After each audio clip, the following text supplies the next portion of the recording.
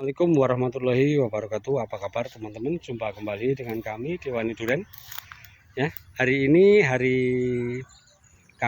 Senin tanggal 21 Maret tahun 2022. Nah, kami lagi berada di kebun belakang rumah kami ini, teman. Ya, ini depan rumah kami. Nah, di sana itu saya fungsikan untuk karantina karena di depan kurang sedap dipandang mata. Nah, kebun kami ini luasnya kurang lebih yang di belakang rumah sekitar 1.900 meter persegi sampai 1.000, teman-teman. Ya. Dulu ini adalah tanaman buah naga. Nah, kami mulai bertanam ini, teman-teman. Saya sedikit cerita ya. Mulai bertanam ini sebenarnya bersamaan dengan yang di kebun sana di belakang.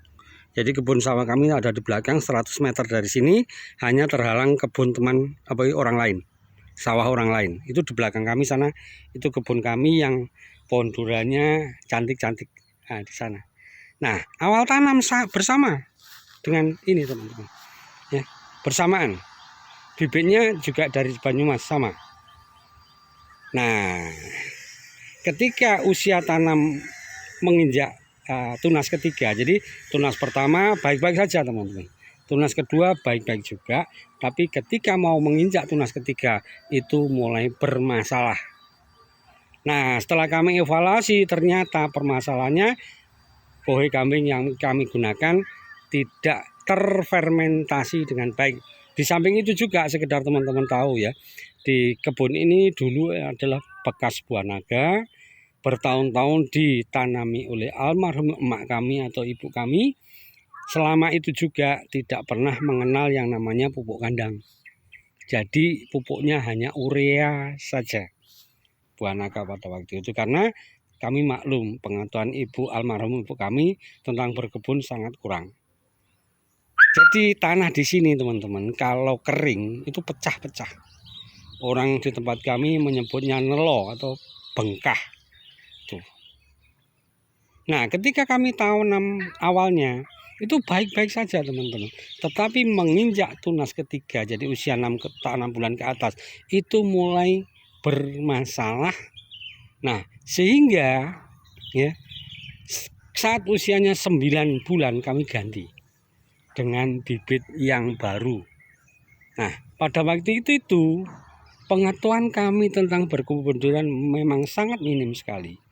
Jadi permasalahannya kami kurang tahu paham benar apa ya. Kemudian kita tanam lagi.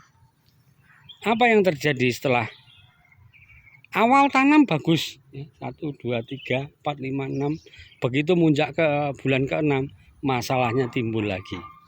Sampai-sampai istri saya sendiri merasa bosan, teman-teman. Saya udahlah, jangan ditanami durian. Tetapi kami punya prinsip pantang menyerah. Kami ganti semuanya. Jadi yang ada di depan mata teman-teman ini, di depan kamera ini adalah gantian yang ketiga. Yang ketiga pun meskipun kami sudah memiliki pengetahuan yang cukup, ternyata teman-teman tidak semuanya bagus. Ya. Tuh contohnya itu yang masih kecil, ya masih kecil itu perkembangannya kurang bagus. Ini yang sudah agak lumayan di depan ini, ya ini yang sudah agak lumayan. Jadi, ya, jadi intinya begini.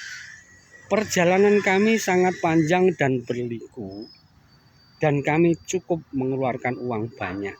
Tidak sekedar puluhan juta loh, teman-teman. Saya perkirakan sudah di atas 100 mungkin 200 yang kami keluarkan untuk bereksperimen sampai melahirkan SOP itu. Sampai saat ini kami pun masih banyak menghadapi masalah. Yang di kebun ini ya, permasalahannya itu masih 50%, teman-teman. Nah, kami berusaha untuk menekan sampai 5%. Tidak mudah, tidak. Karena apa? Faktanya masih ada yang seperti itu. Kalau saya disuruh menganalisa, permasalahannya cuma satu. Permasalahan kompleks, bukan satu ya. Kompleks. Pertama, media tanamnya yang kurang baik, tanahnya yang mungkin belum bagus benar, sehingga efeknya seperti ini. Efeknya seperti ini. Efeknya seperti ini. Kalau tanaman yang tidak penyerapan nutrisinya kurang bagus dan lain sebagainya, berarti tanaman tidak sehat. Kalau tanaman tidak sehat, mudah diserang oleh penyakit. Itu aja. Analisa kami nggak usah muluk-muluk, teman-teman. Nggak usah muluk-muluk. Jadi tanaman yang sehat tidak mudah diserang penyakit. Tanaman yang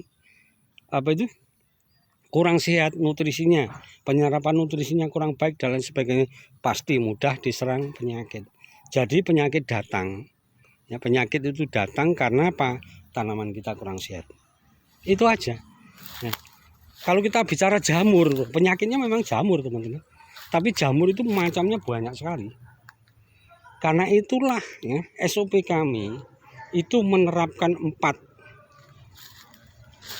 fungisida dengan bahan aktif yang berbeda. Karena kami tidak pernah tahu yang akan menyerang nanti adalah jamur jenis apa. Kita tidak tahu, kita buta, teman-teman. Karena itu ya, awalnya kami berspekulasi. Ya, berspekulasi, tetapi dengan spekulasi itu kami bisa membuktikan bahwa akhirnya hanya 5% yang terkena. Dan itu menjadi standar di tempat kami. Ya, standar di tempat kami. Nah, jujur teman-teman, kalau saya ditanya misalnya ada seorang teman mengatakan, "Pak, ini masalahnya apa?" Kami tidak bisa langsung menjawab, "Oh, ini kena ini, kena ini." Karena kami jujur tidak hafal, teman-teman. Ya, tidak hafal apakah yang menyerang satu jenis aja atau mungkin 2 atau 3. Ya, tidak mudah untuk mendeteksi itu. Jujur ya, tidak mudah dan itu perlu keahlian khusus, teman-teman. Dan kami jujur tidak mau pusing. Ya, kalau ada yang mau pusing silahkan, kami tidak mau pusing. Kami tidak mau pusing. Ya. Kalau kemarin ada yang mau pusing silahkan, tapi kami tidak mau pusing. Ya. Bagi kami, ya, mencegah itu jauh lebih baik. Karena itu tindakan preventif seperti aplikasi Trichoderma, pemberian Mycorrhiza, ya toh, tindakan preventif aplikasi seminggu sekali dengan fungisida dengan bahan aktif yang berbeda. Itu adalah salah satu upaya kami mencegah. Karena kami tidak pernah tahu yang akan nyerang ini jamur apa. Ya, yang akan menyerang kita nggak tahu, teman-teman.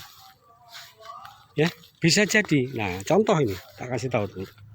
Contoh seperti ini. Ya, apakah hanya satu jamur? Ini pasti, ya,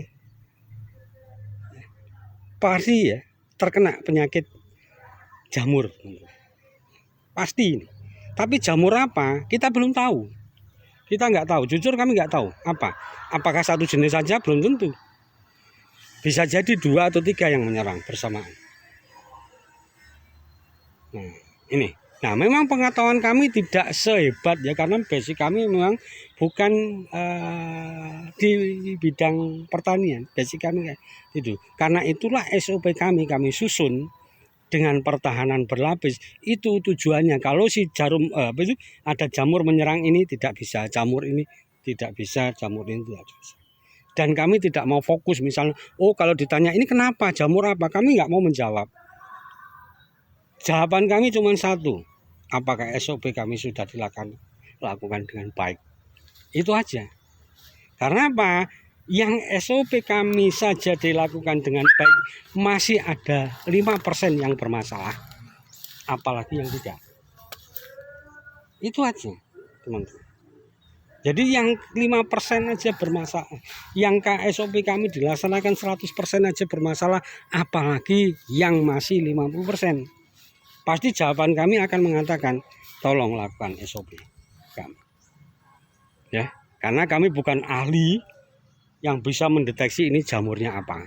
Kami bukan ahli di sana. Ya, bukan ahli di sana, dan kamu tidak mau pusing. Karena prinsip kami tidak mau pusing. Kecuali kalau kami perusahaan besar, kami mampu membayar seorang insinyur pertanian yang gajinya tidak murah, nah itu lain persoalan. Ya, lain persoalan. Karena itu, ya, sekali lagi, kalau nanti ada yang bertanya, tolong kami jangan disindir, paling jawabannya tanya Mbak Google. Ya, kenapa sih saya mengatakan tanya Mbak Google? Tujuannya apa? Supaya teman-teman mau belajar. Supaya mau belajar. Kalau saya langsung dijawab, belum tentu loh teman-teman mau belajar. Ya, kenapa kami jawab lakukan SOP? Karena kami bukan ahli. Ya, kami masih punya kelemahan dan kami tidak mau terlalu libat, misal oh ini penyakitnya ini, nggak mau kami. Karena apa? Energi kami habis, teman-teman. Ya, kami lebih fokus kepada yang 95% daripada yang 5%. Kalau ada mengatakan, kemarin ada yang mengatakan, loh kalau segitu nggak berbuah-buah dong. Betul, yang 5% tidak akan berbuah, tetapi yang 95% insya Allah berbuah.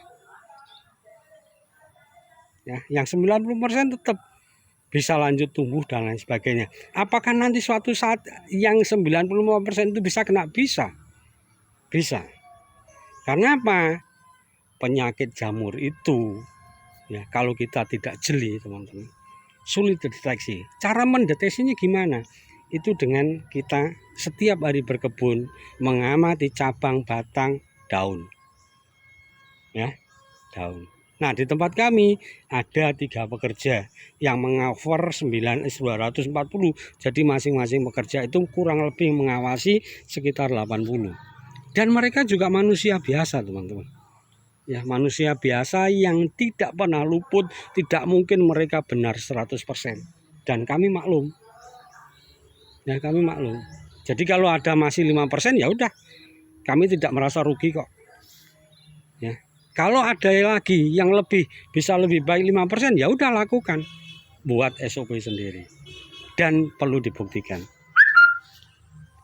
Kalau dibuktikan, nah jangan satu pohon, teman-teman. Kalau membuktikan, tolok ukurnya bukan satu pohon, mungkin 100, bandingannya begitu. Kalau hanya satu pohon, itu namanya bukan pembelajaran untuk membandingkan. Karena apa? Kalau satu itu bisa kebetulan. Tapi kalau dalam jumlah banyak, itu sudah tidak sekedar kebetulan, karena memang jumlah sampelnya itu jauh lebih banyak. Jadi bisa mengatakan ini karena ini. Kalau jumlahnya banyak, tetapi kalau satu kemudian diperbaiki bagus, itu tidak ada pembanding, teman-teman. Tidak ada pembanding. Ya, oke teman-teman, ya. Itulah kurang lebih, ya,